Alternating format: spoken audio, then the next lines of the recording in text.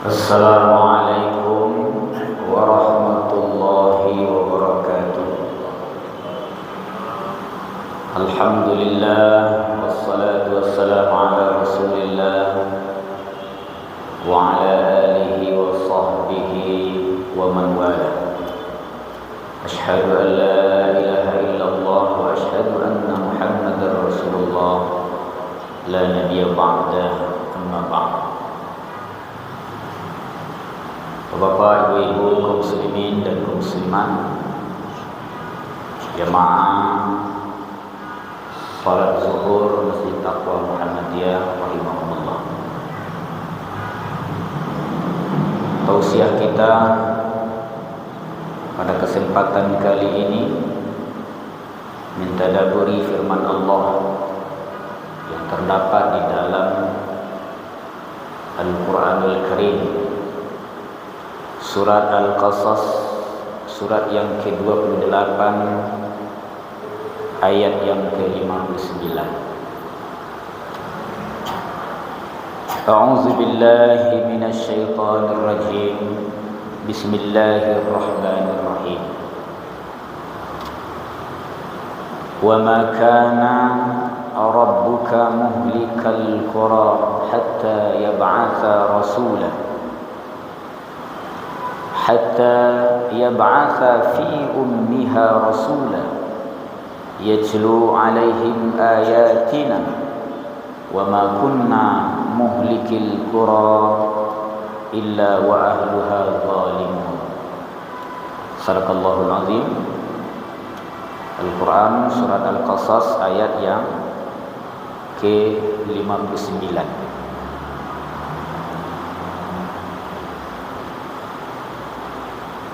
Kita berlindung kepada Allah Subhanahu wa taala dari godaan syaitan yang terkutuk dengan menyebut nama Allah yang Maha Pengasih lagi Maha Penyayang. Dan Tuhan pemeliharaan tidaklah pernah menghancurkan suatu negeri, suatu kampung sampai Allah Subhanahu wa taala mengutus ke ibu kota itu seorang rasul. Yatlu alaihim ayatina. Mereka membacakan kepada mereka ayat-ayat kami. Wa ma kunna muhlikil qura. Dan kami tidak pernah menghancurkan sebuah negeri illa wa ahluha zalim,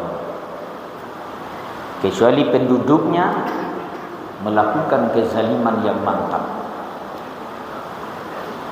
Bapak Ibu yang dimuliakan oleh Allah Subhanahu wa taala, ada dua poin penting yang disampaikan di dalam ayat ini. Yang pertama, bahwa Allah Subhanahu wa taala tidak pernah menghancurkan secara total sebuah negeri, bangsa, umat, kecuali Rasul diutus kepada mereka. Ini salah satu bentuk daripada keadilan Allah Subhanahu wa taala. Jadi Allah menghancurkan sebuah negeri itu tidak semena-mena, kecuali diutus kepada negeri tersebut seorang rasul. Bapak Ibu yang dimuliakan Allah Subhanahu wa taala, kalau kita baca dari sebuah riwayat pakar hadis dari Ibnu Mardawai yang bersumber dari Abu Zar,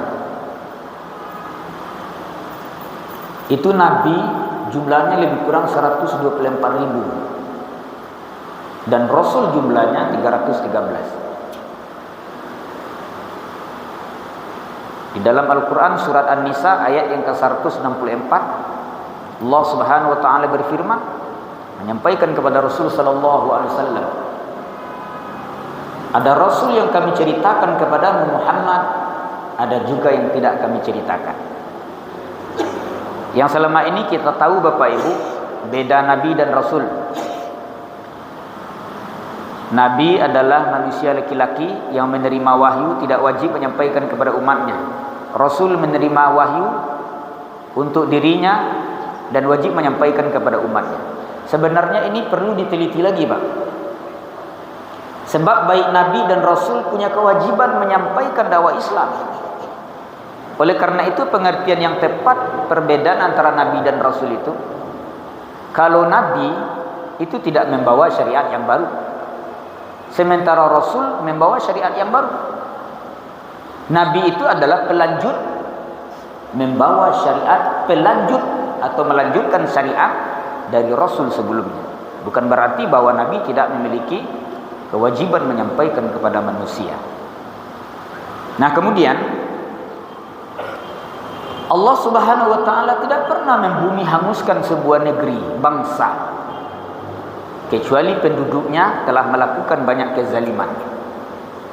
Ada orang berkata begini, Pak Ibu yang dimuliakan Allah, tidak ada kaitan antara dosa dengan azab. Itu sebenarnya keliru sekali. Karena dalam Al-Quran banyak umat-umat masa lalu dibinasakan karena dosa mereka. Misalnya Nabi Nuh alaihissalam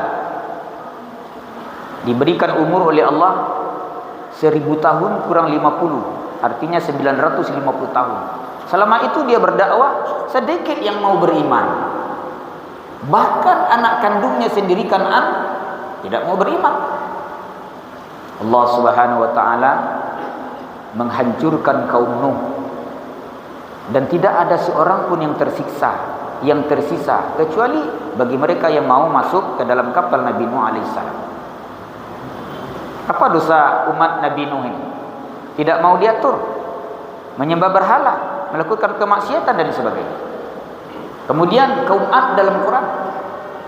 Kaum Ad ini tinggi, gagah perkasa, tapi bengis, sombong. Mereka membangun sebuah bangunan yang megah, tapi mereka sombong. Allah Subhanahu wa taala mengutuslah seorang rasul bernama Nabi Hud alaihissalam kepada kaum itu. Mereka menyembah berhala, melakukan kemaksiatan dan sebagainya. Bagaimana cara Allah Subhanahu wa taala menghancurkan kaum Ad? Didatangkanlah musim kemarau 3 tahun. Ternak mereka mati, sumur air kering. Mereka melihat dari kejauhan di langit itu ada sebagai kumpulan awan hitam. Mereka sangka itu hujan. Mereka gembira sekali, hujan. Ternyata yang turun adalah badai topan selama 7 malam 8 hari. Jadilah mereka bagaikan tunggul pohon kurma yang laku. Ini tidak tersisa seorang pun, habis semuanya. Kemudian muncul pula kaum Samud. Dosanya sama dengan kaum Ad, menyembah berhala, melakukan kemaksiatan. Bagaimana Allah Subhanahu wa taala menghancurkan kaum Ad, kaum Samud ini? Gempa meratakan rumah mereka sama dengan tanah.